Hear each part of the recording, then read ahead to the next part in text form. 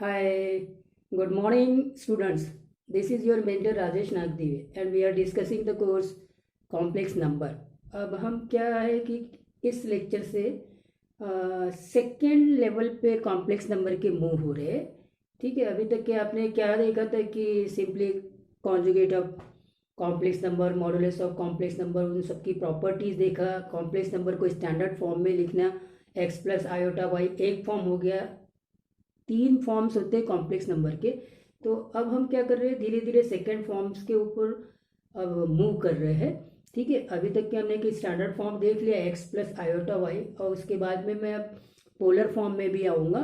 तो यहाँ जो मैं डिस्कस करूँगा वो मेरा टॉपिक रहेगा आर्गूमेंट ऑफ कॉम्प्लेक्स नंबर।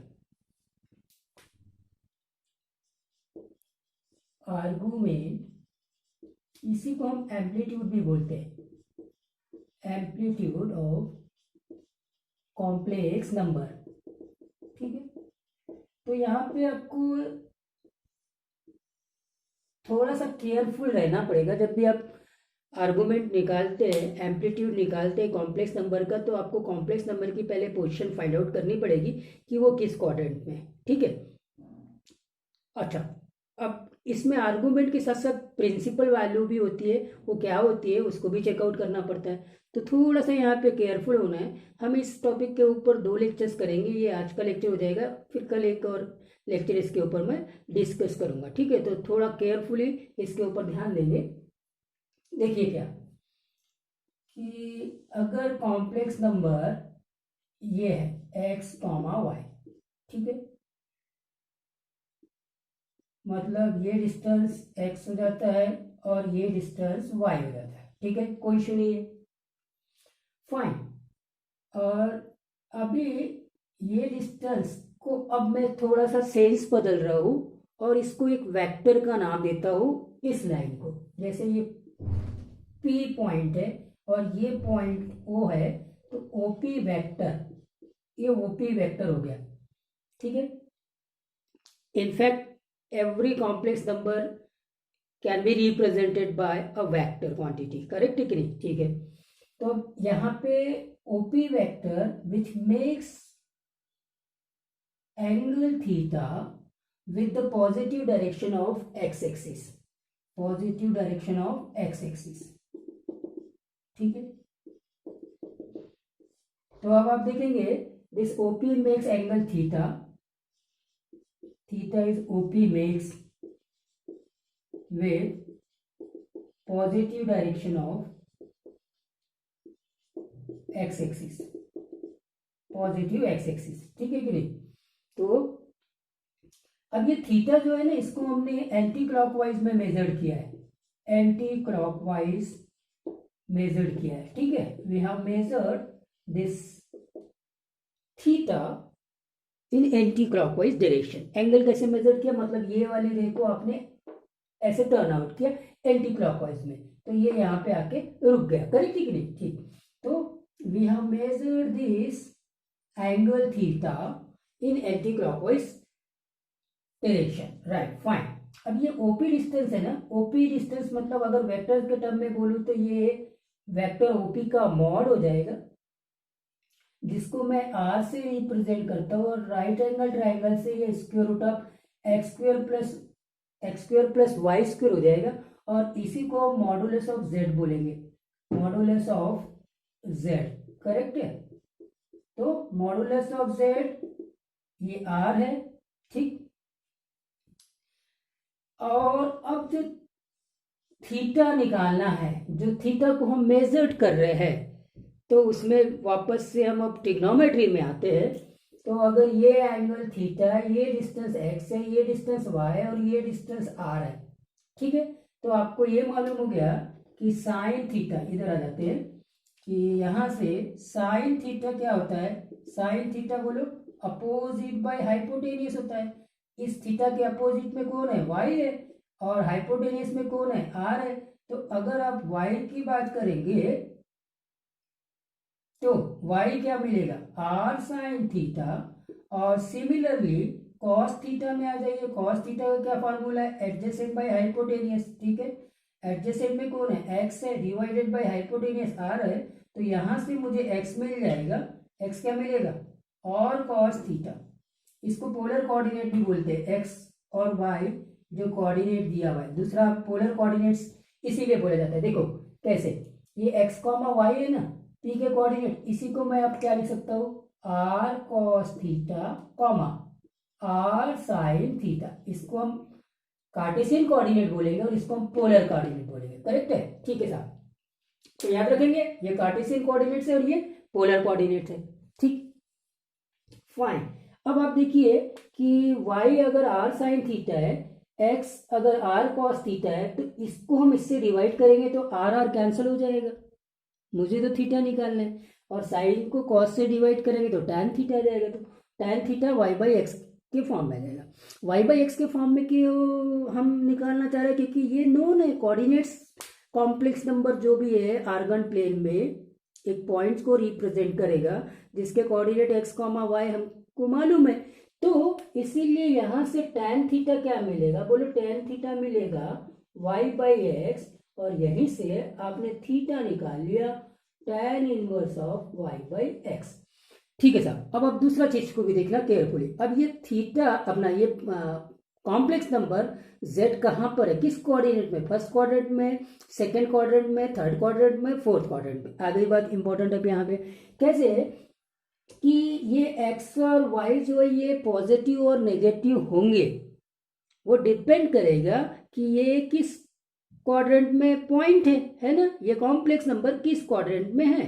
अब ये कॉम्प्लेक्स नंबर अगर फर्स्ट क्वाड्रेंट में है तो y और x दोनों के दोनों पॉजिटिव हो जाएंगे, है ना। लेकिन अभी मुझे ये देखिए, ये जो ट्राइंगल मैंने कंसीडर किया, जब मैं ट्रिग्नोमेट्री कंसीडर करता हूं, है ना, तो एंगल कुछ भी हो सकता है, trigonometric angle can be anything.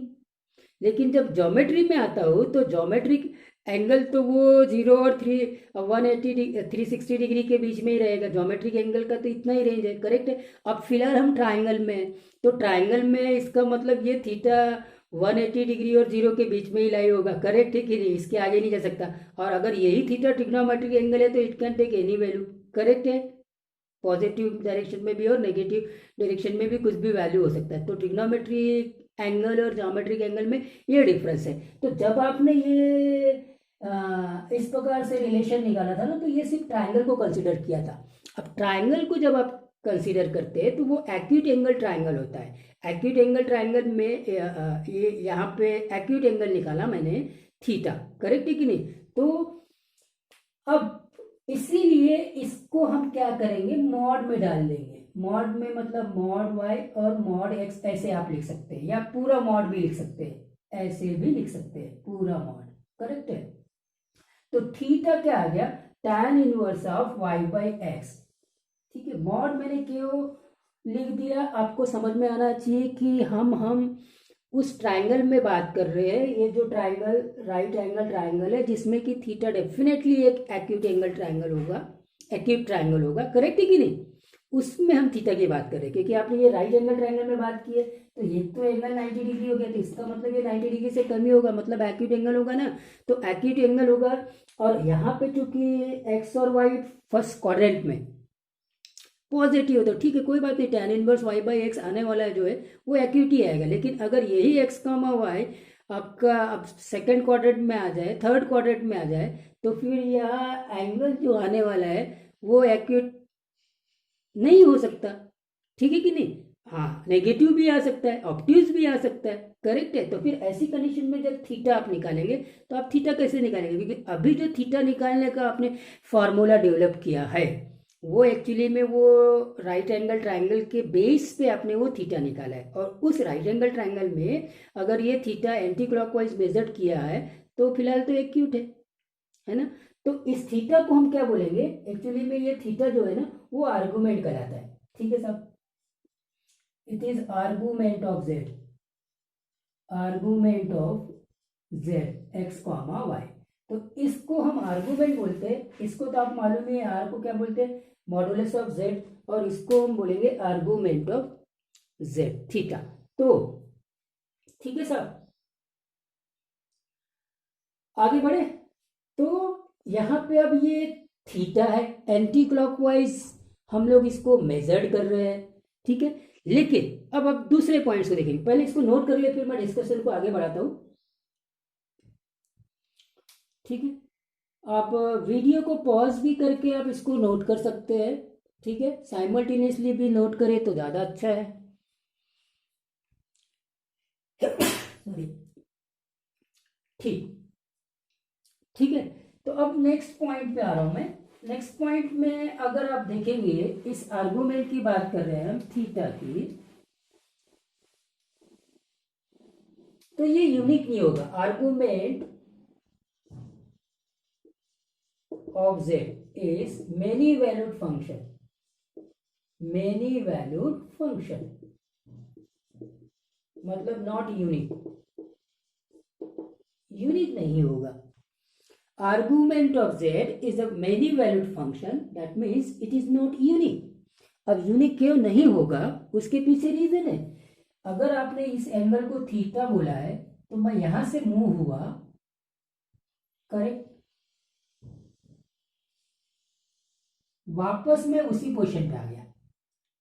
पहले मैं यहां से मूव हुआ था और सिर्फ इतना टर्न किया अपने आप को, तो यहां आया। लेकिन अब मैं क्या कर रहा हूं, पूरा एक राउंड लेके फिर यहां तक आ रहा हूं, तो वापस मैं उसी पोजीशन पे आ गया। तो फिर से z की पोजीशन तो वही है, z की पोजीशन वही है, लेकिन इस बार आर्गुमेंट आपका बदल गया। आर्गुमेंट क्या है, आर्गुमेंट अब थीटा की जगह 2 पाई, मतलब एक राउंड कितना होता है 360, तो 2 पाई प्लस थीटा हो गया, है ना।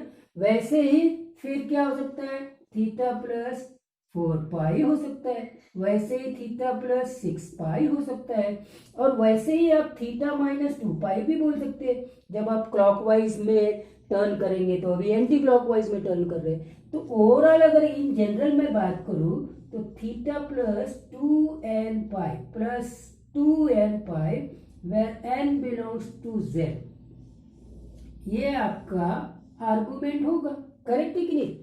हाँ, तो इसीलिए argument of z is a many valued function, ठीक है। मतलब किसी कॉम्प्लेक्स नंबर का जो आर्गुमेंट है वो एक यूनिक वैल्यू नहीं है, उसके बहुत सारे आर्गुमेंट हो सकते हैं। क्योंकि आप क्या करेंगे, आपने सिर्फ इतना टर्न किया ये थीटा, लेकिन आप पूरा एक टर्न लेके यहाँ तक आए, तो फिर से अगर आप देखें तो टोटल अगर डिग्री आप मेजर करेंगे तो वो 360 डिग्री प्लस थीटा होगा, करेक्ट है कि नहीं। 2 बार पूरा राउंड करके आ गए, है ना, 3 बार पूरा राउंड करके वापस उस पोजिशन में आ गए।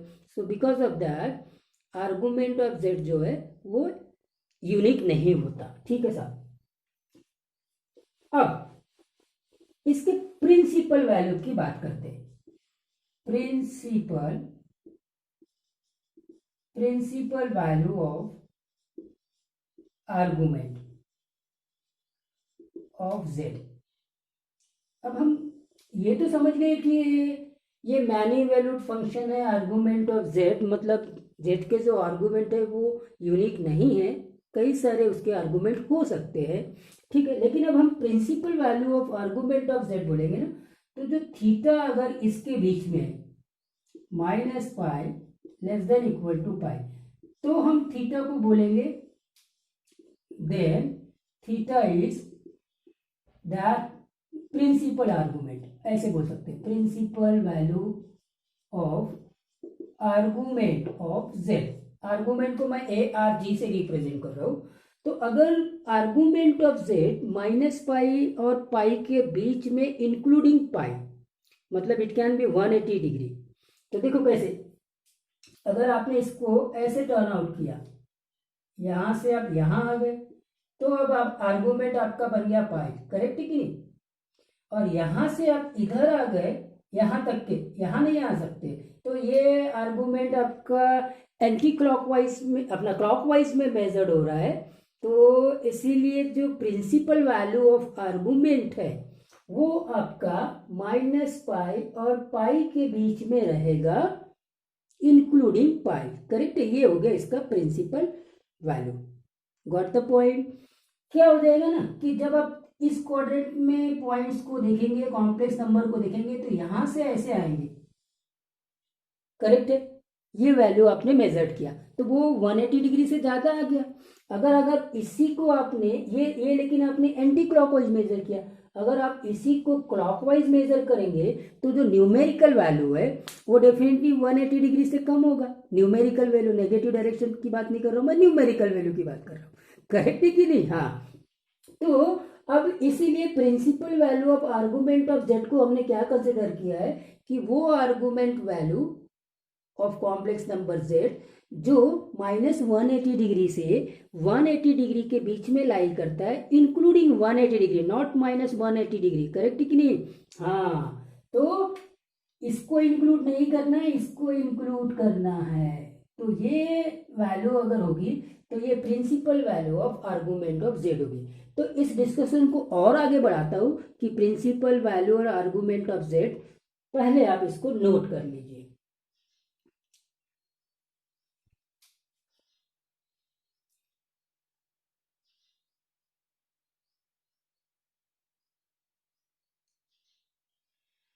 चलिए वीडियो को पॉज करके भी आप इसको नोट कर सकते हैं, कोई इश्यू नहीं है। पोलर कोऑर्डिनेट्स के बारे में मैंने बता दिया है, आर्गुमेंट ऑफ जेड और प्रिंसिपल वैल्यूज के बारे में बता दिया है। अब हम इस कॉम्प्लेक्स नंबर को सभी क्वाड्रेंट में लेकर आर्गुमेंट और प्रिंसिपल वैल्यूज की बात करेंगे। तो अगर मैंने बोल दिया कि फर्स्ट क्वाड्रेंट में कॉम्प्लेक्स नंबर है, फर्स्ट क्वाड्रेंट, अब मैं फर्स्ट क्वाड्रेंट की बात कर रहा हूँ, तो फर्स्ट क्वाड्रेंट में तो कोई इश्यू ही नहीं जाएगा। लेकिन अब ये z है, that is x, y, definitely ये r है, और ये एंटी क्लॉकवाइज में मेजर किया, ये थीटा आपका आर्गुमेंट ऑफ z कहलाएगा। करेक्ट है? तो थीटा कैसे आता है? थीटा आता है tan inverse of y by x. यहाँ मॉड लिखने की जरूरत नहीं है, लेकिन मैं लिख दे रहा हूं क्योंकि यहाँ x और y दोनों पॉजिटिव है, मतलब ये x plus iota y complex number है। ठीक है साहब? तो ये आपका आर्गुमेंट ऑफ z होगा, ठीक, और यही आपका प्रिंसिपल वैल्यू भी होगा, प्रिंसिपल वैल्यू ऑफ z। आप समझ में आया कि अगर फर्स्ट क्वाड्रेंट में है, अगर कॉम्प्लेक्स नंबर फर्स्ट क्वाड्रेंट में है, तो जो उसका आर्गुमेंट होगा वही उसकी प्रिंसिपल होगी। बिकॉज अगर फर्स्ट क्वाड्रेंट में है तो डेफिनेटली वो -पाई और पाई के बीच में, -180 डिग्री और 180 डिग्री के बीच के वैल्यूज को अगर आर्गुमेंट ले रहा है तो उसी को हम प्रिंसिपल वैल्यू बोलते हैं। करेक्ट है कि नहीं? इस वाले फिगर से, हालांकि आप इसको, इसका जो आर्गुमेंट होगा ना, इसका जो argument 2n pi plus theta भी आएगा। करेक्ट है कि नहीं? मगर हम इस ट्राइंगल में बात करेंगे जिसमें कि ये एंगल थीटा है, तो इसीलिए आर्गुमेंट ऑफ जेड वही होगा प्रिंसिपल वैल्यू ऑफ जेड। ठीक, फाइन। अच्छा साहब, तो यहां तो कोई इश्यू नहीं है। अब आते फर्स्ट क्वाड्रेंट के बाद सेकंड क्वाड्रेंट में। आप इसको नोट कर लीजिए, मैं इसको यहाँ पे मिटा दूंगा और फिर सेकंड क्वाड्रेंट में मूव करूंगा।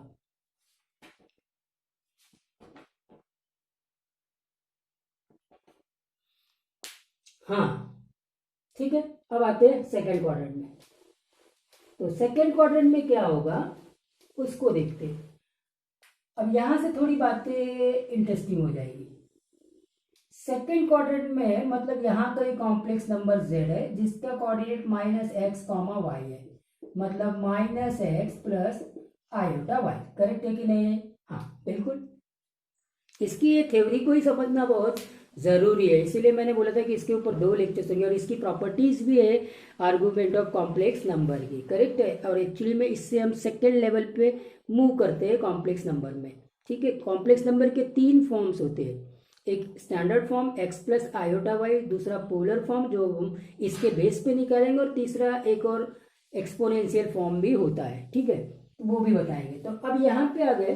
अब ये ठीक है सब, मतलब इसके आर्गुमेंट की बात करेंगे, मतलब the angle made by this vector with the positive direction of x axis. Correct है? एंगल मेड बाय मतलब this is our initial ray for the angle which we are turning in the anti-clockwise direction like that. So this is our theta, which is actually the argument of this complex number z, whose coordinates are minus X comma Y, correct है कि नहीं? Fine. So we have to measure this theta, which is the argument of z, and this z lies on second quadrant. Now how to measure it? अब लेकिन फिर जैसे मैंने अभी बताया था कि ये तो भाई ट्रायंगल होगा, ये ट्रायंगल होगा. अब ट्रायंगल है मतलब एक्यूट एंगल ट्रायंगल है, मतलब इस वाले अगर मैं एंगल को मेजर करता हूं तो वो एक्यूट एंगल ही होगा, और इसको मैंने अब एक नाम दे दिया अल्फा. करेक्ट है? अगर ये minus X comma Y coordinate है तो अभी भी ये डिस्टेंस एक्स ही होगा, ये डिस्टेंस वाई ही होगा. करेक्ट है कि नहीं?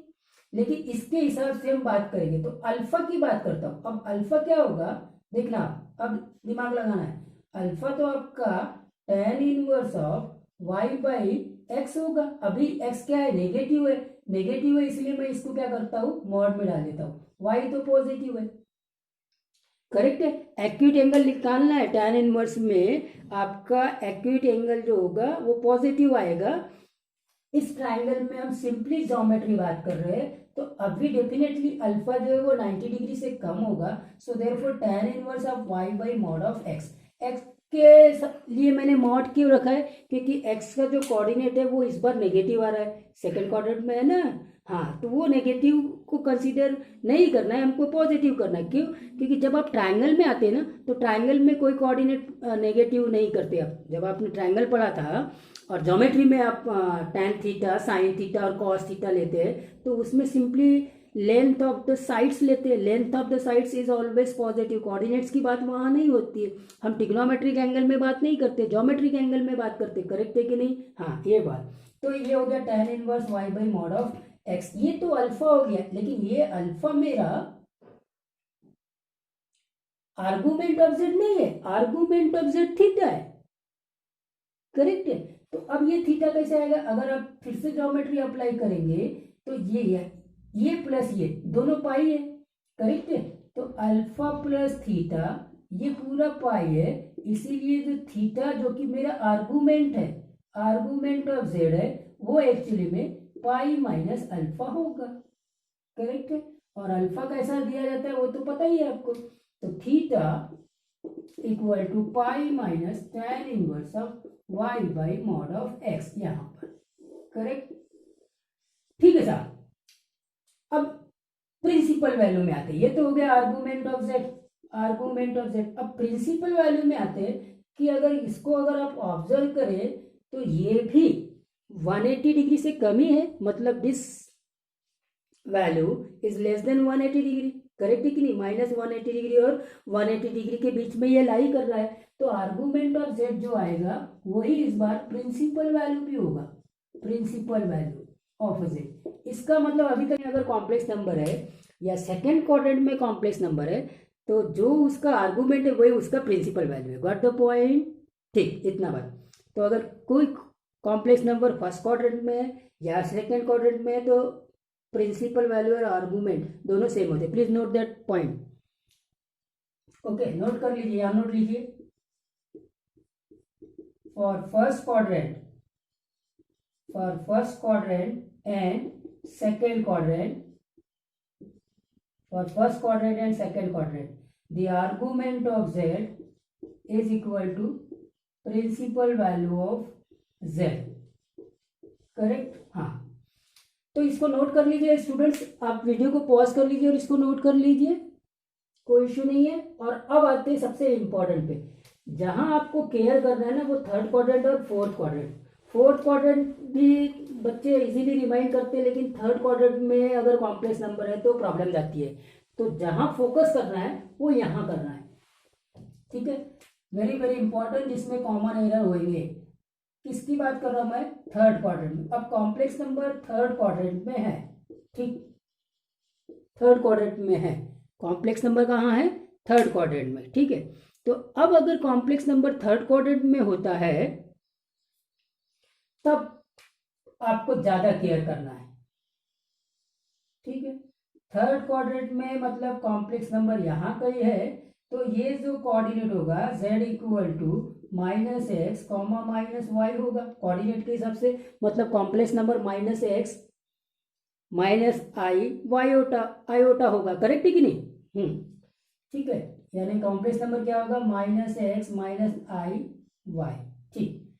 अच्छा साहब, इसका मतलब ये आपका वेक्टर हो गया, ठीक है, ये आपका वेक्टर हो गया। तो अब अगर एंटी क्लॉकवाइज मेथड करता हूं इस इनिशियल रे से, तो ये आपका थीटा होगा, मतलब ये आपका आर्गुमेंट ऑफ z होगा, जहां z -x -y है। ठीक, ये हो गया। इसका मतलब अब क्लियरली आपको ये बात तो समझ में आ गई कि यहाँ जो आर्गुमेंट की वैल्यू आ रही है वो 180 डिग्री से ज्यादा हो गई, करेक्ट है। हाँ, यहाँ आर्गुमेंट की वैल्यू 180 डिग्री से ज्यादा हो गई। और अगर आप इसको क्लॉकवाइज मेजर करेंगे ना, अभी आपने एंटी क्लॉकवाइज मेजर किया, अगर आप क्लॉकवाइज मेजर करेंगे तो आप देख लीजिए कि उसकी जो वैल्यू होगी, न्यूमेरिकल वैल्यू वो नेगेटिव में होगी, लेकिन न्यूमेरिकली उसकी वैल्यू 180 डिग्री से कम होगी, करेक्ट है। हाँ, न्यूमेरिकली उसकी वैल्यू 180 डिग्री से कम होगी। तो यही इंपॉर्टेंट ट्रिक है स्टूडेंट्स, ठीक है, फाइन। तो अब क्या करते हैं ना, पहले अब ये तो थीटा हो गया, अब यहां आते हैं, तो ये ट्राइंगल बनेगा और इसको मैंने अल्फा ले लिया, देखो ये 90 डिग्री हो गया, ठीक है। ये -x, y है, ये r ले लिया और ये आपका x हो जाएगा और ये आपका y हो जाएगा, ठीक है, फाइन। क्योंकि अभी हम ट्राइंगल में बात कर रहे हैं, जब आप ट्राइंगल में बात करते हैं तो लेंथ को आपको पॉजिटिव दिखाना पड़ता है x, लेंथ को आपको पॉजिटिव दिखाना पड़ता है y। कोऑर्डिनेट में आते हैं तो ये -x, -y होगा, गॉट द पॉइंट, ठीक है। अच्छा सा, अब आते हैं आपका tan इनवर्स थीटा निकालेंगे, अपना tan इनवर्स अल्फा। तो वो कैसे निकलेगा, इसको तो आपने अल्फा ले लिया, ठीक है, एक्यूट एंगल आएगा, तो अल्फा इस बार आपका फिर से tan inverse of mod of y mod of x, ये करेक्ट है। मैंने मॉड क्यों लगाया, समझ में आया ना। मैं ये मान के चल रहा हूँ कि जो कॉम्प्लेक्स नंबर दिया हुआ है उसका x कोऑर्डिनेट और उसका y कोऑर्डिनेट दोनों नेगेटिव है, करेक्ट है। अब आपको ट्रिग्नोमेट्रिक एंगल और ज्योमेट्रिक एंगल का मैंने डिफरेंस बताया था। जब आप ये tan इनवर्स निकाल रहे हैं ना, तो वो एक्चुअली में ट्राइंगल में निकाल रहे हैं, ट्राइंगल में निकाल रहे हैं, मतलब वहाँ जो एंगल है वो ज्योमेट्रिक एंगल है, ट्रिग्नोमेट्रिक एंगल नहीं है। मतलब वहाँ जो डिस्टेंस हम ले रहे हैं वो x लेंगे, लेंथ जो साइड्स का लिया, और वो y लेंगे, लेंथ दो साइड का लिया, जबकि x और y यहाँ पे दोनों कोऑर्डिनेट के टर्म्स में नेगेटिव आ रही, गॉट द पॉइंट, इसीलिए बिकॉज ऑफ दैट। खैर फाइन, ये एक्यूट एंगल आ गया अल्फा, ठीक है sir. tan inverse mod of y bye mod of x। तो अब आर्गुमेंट ऑफ z में आते हैं, तो आर्गुमेंट ऑफ z इस बार आपका पाई प्लस अल्फा होगा, ठीक है, पाई प्लस अल्फा, मतलब यहां से लेके यहां तक के पाई हो गया पाई, और ये एंगल अल्फा है, मतलब यहां तक के, ये यहां से लेके यहां तक के अल्फा है, तो पाई प्लस अल्फा, ठीक है साहब, ये आर्गुमेंट ऑफ z हो गया। ठीक, अब आते हैं मेनली प्रिंसिपल वैल्यू पे। तो यहाँ जो प्रिंसिपल वैल्यू होगा ना वो कैसा होगा, इसी को पकड़ना है। आर्गुमेंट भी लोग क्लियर कर लेते लेकिन यहाँ गड़बड़ करते हैं, ये इंपॉर्टेंट है। तो देखो प्रिंसिपल वैल्यू अगर आप बात करेंगे तो आपने इसको देखिए, ये जो एंगल होगा वो डेफिनेटली 180 डिग्री से कम होगा, है ना, 180 डिग्री से कम होना चाहिए। -पाई और पाई के बीच में अगर एंगल की वैल्यू लाई कर रही है तभी हम उसको प्रिंसिपल वैल्यूज बोलेंगे, करेक्ट है कि नहीं। हाँ ठीक है साहब, तो प्रिंसिपल वैल्यू इस बार ये होगा, और ये कैसे दिया जाएगा, ये दिया जाएगा, ये यहां से लेके यहाँ तक है पाई, पाई में से आपने अल्फा को सब्ट्रैक्ट करना है, पाई में से अल्फा को सब्ट्रैक्ट करना है। लेकिन सबसे इंपॉर्टेंट पॉइंट्स क्या है, इसको आपने क्लॉकवाइज मेथड किया है, क्लॉकवाइज मेथड किया है, इसलिए यहाँ पे माइनस लिखो, this is minus, minus for what, because जब भी हम एंगल को एंटी क्लॉकवाइज मेजर करते हैं तो angle is consider as the positive, and when we measure the angle clockwise तो फिर उसके सामने हमको नेगेटिव लगाना पड़ता है, गॉट द पॉइंट, बस ये। तो फिर ये माइनस मैंने because of that anti clockwise, तो पाई माइनस अल्फा। अब इसको सिंप्लीफाई करेंगे तो आप देखेंगे ये हो जाएगा -पाई प्लस अल्फा, करेक्ट है। तो ये आप ऐसे निकाल सकते हैं, -पाई अल्फा, तो वो ज्योमेट्री से आया है, करेक्ट, ट्राइंगल से आया है, that is tan inverse of mod of y by mod of x, ये ले लेंगे आपने, जो एक्यूट एंगल रहेगा tan inverse mod of Y by mod of X. तो डियर स्टूडेंट्स ये बना आपका minus of pi minus alpha, that is minus pi plus alpha, इसको हम प्रिंसिपल वैल्यू बोलेंगे। प्लीज नोट इट, यहाँ आपको केयर करना है, ठीक है। तो देखो थर्ड क्वाड्रेंट में अगर कॉम्प्लेक्स नंबर है तो ये उसका पाई प्लस अल्फा आर्गुमेंट होगा। अगर प्रिंसिपल वैल्यू की बात करें तो minus pi plus alpha, minus pi plus alpha, ये प्रिंसिपल वैल्यू नोट करेंगे, ये प्रिंसिपल वैल्यू और पाई प्लस अल्फा ये आपका आर्गुमेंट। यहाँ आर्गुमेंट और प्रिंसिपल वैल्यू सेम नहीं आ रही है जैसे फर्स्ट क्वाड्रेंट और सेकंड क्वाड्रेंट में हो रही थी। Please note it. आगे बढ़ेंगे फोर्थ क्वाड्रेंट में।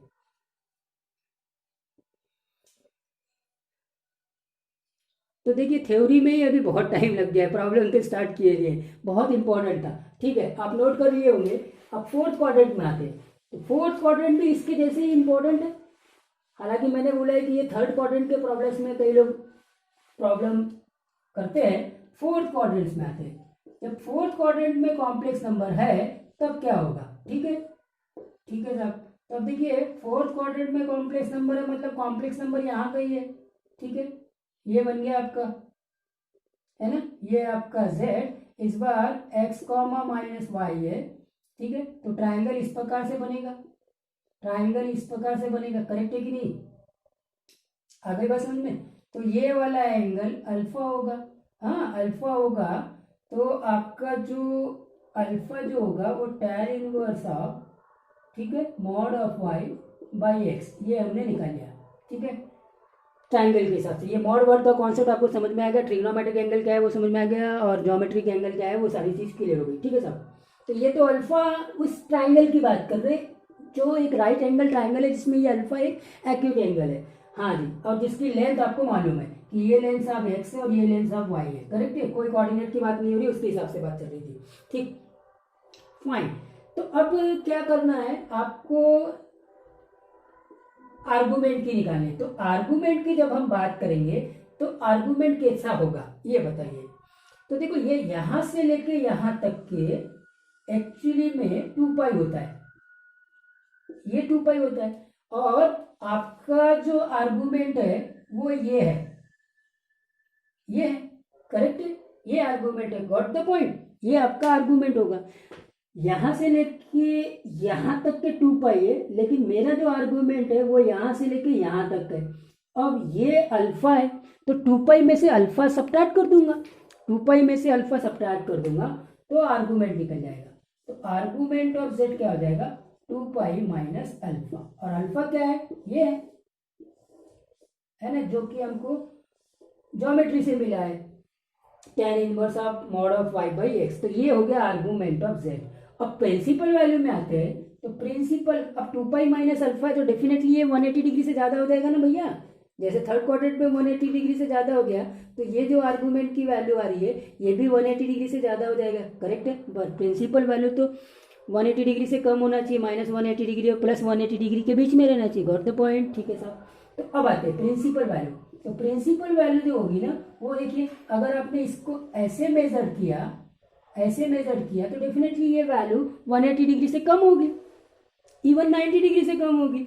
मगर आपने इसको जो मेजर किया है वो एंटी क्लॉकवाइज नहीं मेजर किया, कौन से क्लॉकवाइज में मेजर किया, क्लॉकवाइज में। तो प्रिंसिपल वैल्यू एक्चुअली में माइनस अल्फा होगा, that is minus tan inverse of mod of Y by X, ये होगा, ये प्रिंसिपल वैल्यू, ठीक है, नोट कर लीजिए, ठीक है, फाइन। तो फोर्थ क्वाड्रेंट में argument of Z 2 pi minus alpha से देते हैं, लेकिन प्रिंसिपल वैल्यू माइनस अल्फा से देते हैं, लेकिन जो अल्फा निकालते हैं वो ट्राइंगल के कॉन्सेप्ट से, ज्योमेट्री के कॉन्सेप्ट से निकालते हैं, जो पॉजिटिव होगा, एक्यूट होगा, करेक्ट है, हाँ, ये सिर्फ ट्राइंगल है, सिर्फ ट्राइंगल, ट्राइंगल में हमको अल्फा निकालना है जो कि एक्यूट होगा, पॉजिटिव होगा, करेक्ट है। उसमें एक्स और वाई सिंपली लेंथ को रिप्रेजेंट करेंगे, ट्राइंगल के साइड्स को, करेक्ट है। वो किस क्वाड्रेंट में कॉम्प्लेक्स नंबर है, तो कॉम्प्लेक्स नंबर के क्वाड्रेंट के बेस पे उसके कोऑर्डिनेट होंगे, लेकिन उस क्वाड्रेंट में जो कोऑर्डिनेट्स है उनकी पॉजिटिव वैल्यूज लेके हम उसकी साइड्स को डिफाइन करेंगे ट्राइंगल्स के, ठीक है साहब, ओके फाइन। तो आपने अब ये सारी चीज़ों को देख लिया है कि अगर थर्ड क्वाड्रेंट में होगा तो आपका, मैं रिवाइज कर लेता हूँ, थर्ड क्वाड्रेंट और फोर्थ क्वाड्रेंट में। थर्ड क्वाड्रेंट में होगा तो एक बार फिर से रिवाइज कर लेते हैं, ये होगा, ठीक है, ये आपका वेक्टर हो गया, तो यहाँ से लेके यहाँ तक के, ठीक है, ये आपका आर्गूमेंट होगा theta, argument of Z, correct है। और ये आपका ट्रिग्नोमेट्री नहीं, ज्योमेट्रिकल एंगल अल्फा होगा। ये ज्योमेट्रिकल एंगल अल्फा जो होगा वो tan inverse of y by X आ जाएगा। पूरा मॉड ले लीजिए, नहीं तो आप सिंपली यहाँ पे, चूंकि यहाँ पे मॉड है, यहाँ मॉड है, ऐसे लगा दीजिए, जो कि एक एक्यूट एंगल आने वाला है। और आपका इसीलिए आर्गूमेंट होगा, argument of Z pi plus alpha, लेकिन जो प्रिंसिपल वैल्यू होगी, प्रिंसिपल वैल्यू क्या हो जाएगी, माइनस पाई, करेक्ट है, माइनस पाई प्लस अल्फा, ये होगी principal value, minus pi plus alpha. अब ये याद नहीं आएगा आपको, याद नहीं आएगा मतलब आप ऐसे ऐसे लिख लीजिए, ठीक है, ऐसे देखें तो ये कितना हो गया, पाई माइनस अल्फा। लेकिन आपने इसको कैसे मेजर किया, एंटी क्लॉकवाइज में, तो सामने में अपना क्लॉकवाइज में मेजर किया है, तो सामने में माइनस कर दो तो ये माइनस पाई प्लस अल्फा हो जाता है। गॉट द पॉइंट, ये चीज को आपको इंपॉर्टेंटली नोट करना है। और अभी फोर्थ क्वाड्रेंट में भी हमने देख लिया। तो डियर स्टूडेंट्स, ये था आर्गूमेंट ऑफ कॉम्प्लेक्स नंबर। अब कुछ बेसिक पॉइंट्स को मैं आपको बताना चाहता हूँ, चलिए नोट करके। अगर कॉम्प्लेक्स नंबर यहां पर है, कॉम्प्लेक्स नंबर यहां है, तो बोलिए आर्गूमेंट क्या होगा, तो आर्गूमेंट ऑफ जेड क्या होगा, बोलो 0 होगा। अगर कॉम्प्लेक्स नंबर यहां पर है, यहां कॉम्प्लेक्स नंबर है, तो आर्गूमेंट ऑफ जेड क्या होगा, बोलो आर्गूमेंट ऑफ जेड इस बार पाई होगा। तो जब भी आर्गूमेंट ऑफ जेड, तो अब यहाँ पे है तो कॉम्प्लेक्स नंबर प्योरली रियल है, यहाँ पे है तो कॉम्प्लेक्स नंबर प्योरली रियल है। तो argument of, if argument of Z equal to 0 और pi, then complex number is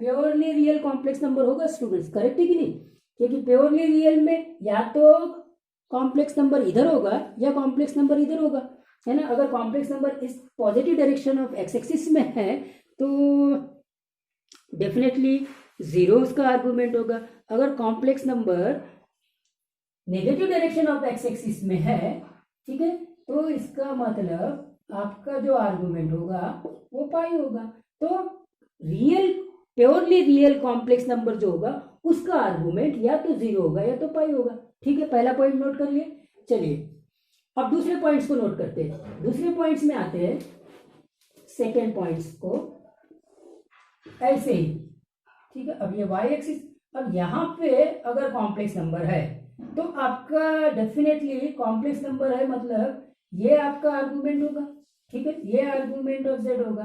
तो आर्गूमेंट ऑफ जेड देखो कितना हो गया यहाँ पर, π/2।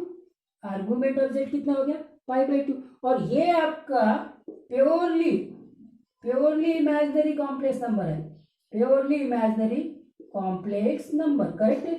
अगर कॉम्प्लेक्स नंबर यहां होगा तो इस बार ये भी प्योरली इमेजिनरी कॉम्प्लेक्स नंबर है ना। लेकिन आप जब आर्गूमेंट निकालेंगे तो देखो इस प्रकार से आपको मेजर करना पड़ेगा, मतलब -π/2, करेक्ट है, -π/2 इसका आर्गूमेंट होगा। या फिर आप इसको ऐसे भी बोल सकते हैं 2π अपना पाई प्लस π/2, तो वो क्लॉकवाइज हो जाएगा, पाई प्लस π/2 मतलब 3π/2 इसका क्या बोलेंगे आप, आर्गूमेंट बोलेंगे, करेक्ट है कि नहीं। या फिर आप सिंपली एंटी क्लॉकवाइज मेजर किया तो बिकॉज ऑफ माइनस कर दिया। तो अब यहां से दूसरा पॉइंट हो गया, if argument of Z is π/2 और -π/2, तो then Z is purely imaginary complex number, purely imaginary complex number, ये हो गया, ठीक है, समझ में आ गया। तो प्योरली इमेजिनरी कॉम्प्लेक्स नंबर का आर्गूमेंट बोलो क्या होगा, या तो π/2 होगा या -π/2 होगा, ठीक है। इसको आप 3π/2 भी बोल सकते हैं अगर एंटी क्लॉकवाइज मेजर किए तो। और प्योरली रियल कॉम्प्लेक्स नंबर का आर्गूमेंट क्या होगा, 0 और 5, ठीक है। तीसरा पॉइंट यहाँ नोट कर सकते हैं आपकी, जो फर्स्ट क्वाड्रेंट और सेकंड क्वाड्रेंट में कॉम्प्लेक्स नंबर होंगे ना, उनकी प्रिंसिपल वैल्यू भी वही होगी जो आर्गुमेंट वैल्यू होगी। करेक्ट है? हाँ, ये भी नोट कर सकते हैं।